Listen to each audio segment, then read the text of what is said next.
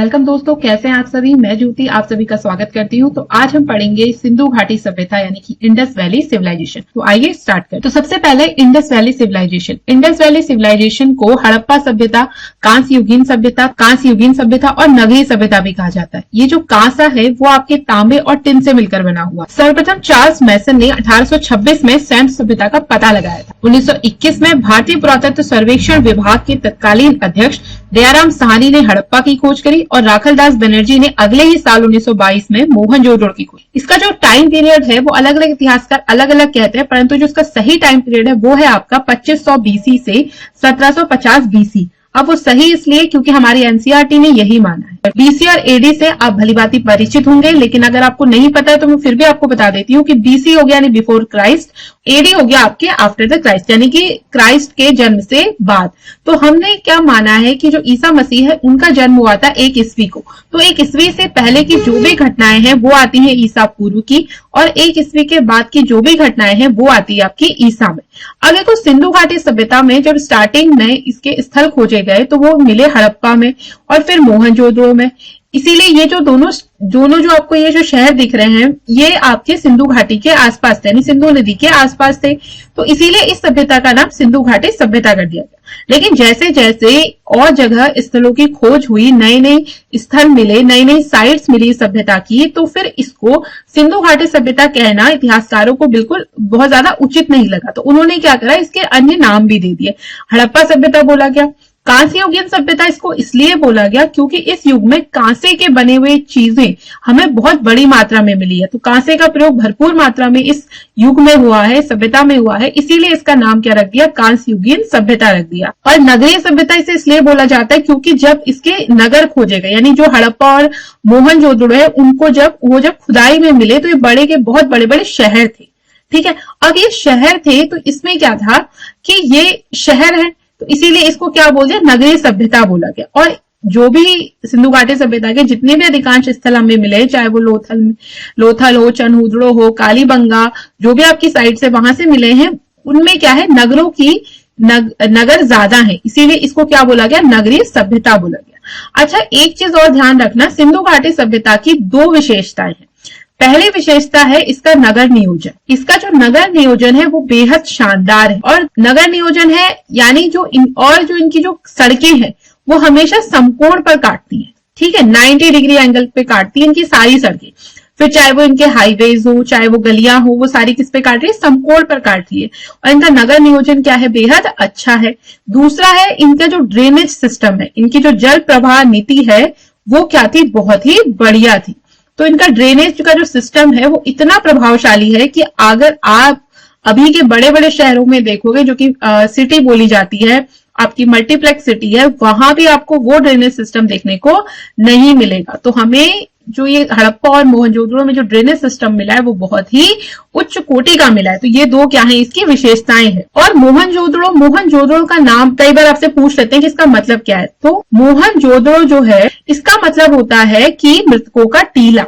क्या होता है इसका मतलब, मृतकों का टीला। अब देखो इतना विचित्र नाम क्यों दिया गया, क्योंकि मोहनजोदड़ो से ढेर सारे कंकाल मिले हैं। तो कंकाल मिले हैं इसलिए से क्या बोला गया, मृतकों का टीला। तो सर्वाधिक कंकाल आपको कहां से प्राप्त हुए हैं, मोहनजोदड़ो से। चलिए आगे देखते हैं। अब हमें ये देखना है कि सिंधु घाटी सभ्यता का विस्तार कहां तक। अच्छा, पहले हम इनके स्थल देख लेते हैं। तो हड़प्पा, मोहनजोदड़ो, सूतकागेंडोर, चनहुदड़ो, आमरी, कालीबंगन, लोथल, सुरकोटदा, बनावली, धौलावीरा, ये कुछ आपकी महत्वपूर्ण साइट्स हैं। देखो इस चार्ट में आपको इसका खोजकर्ता कौन है वो भी मिल जाएगा, और ये कहाँ स्थित है वो भी है, और महत्वपूर्ण खोजें इनकी क्या क्या हुई वो। तो ये प्रश्न पूछे जाते हैं, जैसे कई बार पूछ लेते हैं विशाल स्नानागार कहां से मिला, तो ध्यान रखना कहां से मिला, मोहनजोदड़ो से मिला।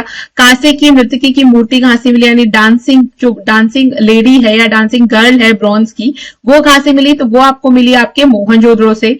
इसी प्रकार से पशुपति महादेव की जो मूर्ति मिली है वो कहां से मिली है, तो वो मोहनजोदड़ो से मिली है। एक बहुत बड़ा अन्नागार मिला है वो आपके हड़प्पा से मिला है। मोहनजोदड़ो, हालांकि इनकी जो सभ्यता है उसमें सब जगह अन्नागार सब जगह लगभग मिले हैं, लेकिन बड़ा अन्नागार जो वो हड़प्पा सभ्यता से मिला है। ठीक है, तो इस प्रकार के प्रश्न आपसे कई बार पूछे जाते हैं। आगे देखते हैं कि इनका जो सिंधु घाटी सभ्यता का जो विस्तार है वो कहां से कहां तक हुआ। तो शुरू में हमें केवल कितने स्थल मिले थे, 2, हड़प्पा और मोहनजोदड़ो, लेकिन फिर धीरे धीरे जब और जगहों पर इसकी खुदाई हुई तो हमें देखने को मिला सिंधु घाटी सभ्यता का विस्तार। तो इसकी उत्तरी सीमा है मांडा तक, मांडा है आपके जम्मू कश्मीर में, और आलमगीरपुर जो पूर्वी सीमा है वो बनाता है आलमगीरपुर, और दैमाबाद महाराष्ट्र दक्षिणी सीमा इसकी बनाती है दैमाबाद तक, और पश्चिमी सीमा बनाती है आपकी बलूचिस्तान। वहां तक आपका क्या है, सिंधु घाटी सभ्यता फैली हुई है। चलिए आगे देखते हैं। तो सिंधु घाटी सभ्यता में जो हमें कंकाल प्राप्त है उसके आधार पर हम कह सकते हैं कि वहां मुख्य रूप से 4 प्रजातियां निवास करती थी। तो पहली हो गई आपकी भूमध्य सागरी, प्रोटो ऑस्ट्रोलॉइड, अल्पाइन और मंगोलॉइड, ये भी याद रखिएगा। अब है जो हड़प्पा और मोहनजोदड़ो को विस्तृत साम्राज्य की जुड़वा राजधानी कहा। ये जो आपका सिंधु घाटी सभ्यता का साम्राज्य है उसकी जुड़वा राजधानी किसे बोला गया, हड़प्पा और मोहनजोदड़ो को। किसने कहा, पिगट ने कहा। ये चीज ध्यान रखिएगा। और पूछा भी जाता है कि किसे हड़प्पा साम्राज्य की जुड़वा राजधानी बोला गया, तो किसे बोला गया, हड़प्पा और मोहनजोदड़ो को। ठीक है। अब देखो नगरीय योजना और इनका विन्यास। हड़प्पा सभ्यता अभी मैंने बताया था अपनी नगरीय योजना प्रणाली के लिए जानी जाती है। मोहनजोदड़ो और हड़प्पा में क्या के इनके नगरों के अपने अपने दुर्ग थे जो नगर से कुछ ऊंचाई पर स्थित थे। तो ऐसा अनुमान लगाया जाता है कि वहां जो है उच्च वर्ग के लोग निवास करते होंगे, पृष्ठ वगैरह, या अगर उसमें राजतंत्र होगा तो राजा वगैरह वहां निवास करते होंगे। और दुर्ग से जो नीचे है वहां सामान्यतः ईंटों से निर्मित घर थे जिनमें आपके सामान्य लोग निवास किया करते थे। और ग्रिड प्रणाली मैंने आपको बता दी है, जो सड़कें हैं वो क्या काटती थी, आपकी एक समकोण पर काटा करती थी। आगे देखते हैं। तो ये देखो, ये आपके कुछ वहां से मिली हुई वस्तुएं हैं। ये कुछ खिलौने जैसे लग रहे हैं मिट्टी के। फिर देखिए ये कुछ मुहरें मिली हैं। और सिंधु घाटी सिंधु लिपि जो है उसमें आपके 400 अक्षर हैं और ये लिपि अभी तक पढ़ी नहीं जा सकी है। और ये जो लिपि है वो बाएं से दाईं ओर लिखी गई है। कई बार पूछ लेते हैं सिंधु लिपि कहां से किस ओर लिखी गई है, तो ध्यान रखना सिंधु लिपि जो है वो आपकी बाईं से दाईं ओर लिखी गई है। ठीक है। आगे देखिए, ये आपकी पशुपतिनाथ की जो मुहर मिली है वो है। इसमें एक साधु, एक योगी की मुद्रा में एक व्यक्ति बैठे हुए हैं जिसकी तुलना महादेव शिव से करी गई है अभी वर्तमान की। ये आपका एक सिंधु घाटी सभ्यता का ही एक स्थल है। और ये आपका मोहनजोदड़ो की पिक्चर है। अब ये देखिए, ये है आपकी डांसिंग गर्ल जो कि ब्रॉन्ज की है, डांस की मुद्रा पे है। इसकी एक हाथ में आप देख सकते हैं आपको बहुत सारी ये चूड़ियां देखने को मिलेंगी बिल्कुल कंधे तक। और ये है आप जो आपके प्रीस्ट हैं, एक व्यक्ति, एक आदमी की मूर्ति है जिसने क्या है, बुने हुए कपड़े पहने हुए हैं। देखो इसके कपड़ों में कारीगरी भी की गई है। इसने हाथ में भी कुछ पहना है बाजूबंद टाइप का, और सर पे भी इसका सेम कुछ ऐसा ही है, सर पे भी इसने पहना हुआ है। और इसकी दाढ़ी देखो काफी नीटली दिखाई गई है। तो ये पृष्ठ, ऐसा माना गया कि ये वहां उस समय क्या होंगे, पृष्ठ रहे होंगे। अब देखो ग्रेट बाथ ऑफ मोहनजोदड़ो जिसकी बात चर्चा करी जाती है, कई बार आता है बड़ा स्नानागार कहाँ पाया गया, तो वो पाया गया आपके मोहनजोदड़ो में। तो ये हो गया आपका मोहनजोदड़ो। तो इसमें क्या था, इसमें ऐसा मानते हैं कि जब भी कोई पूजा पाठ इस टाइप के कोई धार्मिक अनुष्ठान होते होंगे तो उस समय यहाँ पे लोग सामूहिक रूप से स्नान करते होंगे, जैसे कि छठ पूजा में सामूहिक रूप से लोग स्नान करते हैं ना। तो उसी प्रकार का कोई भी धार्मिक अनुष्ठान होता होगा तो यहाँ वो लोग सामूहिक रूप से स्नान करते होंगे। इसके अगल बगल कपड़े चेंज करने के लिए कमरे भी देखे गए हैं। चलिए आगे बढ़ते हैं। अच्छा, एक चीज और आपके दिमाग में आ रहा होगा, सिंधु सभ्यता की उत्पत्ति। देखो सिंधु सभ्यता की जो उत्पत्ति है, सिंधु घाटी सभ्यता की उत्पत्ति की बात करें तो व्हीलर नामक इतिहासकार का मानना है कि सुमेरियन सभ्यता का एक उपनिवेश रही होगी सिंधु घाटी सभ्यता। लेकिन सुमेरियन सभ्यता और सिंधु घाटी सभ्यता में कई सारे अंतर भी हमें देखने को मिले हैं। जो सिंधु घाटी सभ्यता है उसकी जो नगर योजना है, नगर नियोजन है, वो क्या है, बेहद विकसित है कंपेयर टू सुमेरियन सभ्यता। और सुमेरियन जो सभ्यता है उसमें आपके मात्र सुमेरियन सभ्यता में आपके 900 अक्षर है लिपि में, और सिंधु घाटी की सभ्यता की जो लिपि है उसमें आपके 400 अक्षर पाए गए। तो काफी अंतर है। हालांकि ये दोनों समकालीन जरूर होंगी, समकालीन है, लेकिन ये सभी इतिहासकार इस मत से ज्यादा ताल्लुक रखते हैं कि सिंधु घाटी सभ्यता भारत में ही उपजी हुई है। ठीक है, भारत में ही इस सभ्यता का जन्म हुआ, फली फूली, विकसित हुई, और फिर कुछ समय पश्चात इसका क्या हो गया, पतन हो गया। तो आइए कुछ और चीजें देख लेते। देखो, अन्न भंडारों का निर्माण हड़प्पा सभ्यता के नगरों की प्रमुख विशेषता रही है। जली हुई ईंटों का प्रयोग हड़प्पा सभ्यता की मुख्य विशेषता है, क्योंकि जो समकालीन मिस्र में मकानों के लिए निर्माण किया जाता था उसमें शुष्क ईंटें प्रयोग की जाती थी, बल्कि और जो सिंधु घाटी सभ्यता में जिन ईंटों का प्रयोग हुआ है वो क्या थी, पकी हुई थी बढ़िया तरीके से। हड़प्पा सभ्यता में जल निकास प्रणाली बहुत प्रभावी है, इस पर हम पहले भी बात कर चुके हैं। और जितने भी वहां घर हुआ करते थे वहां सब जगह स्नानागार होता था, आंगन होता था, लगभग हर घर में कुएं होते थे। बस कालीबंगा में बहुत से ऐसे घर देखे गए जहां कुएं नहीं होते थे। अच्छा, एक चीज और बड़ी इंटरेस्टिंग सी है कि जो आपके हड़प्पा, ये सिंधु घाटी सभ्यता के जो घर थे ना, वो रोड की तरफ उनके मुंह नहीं हुआ करते थे, ठीक है।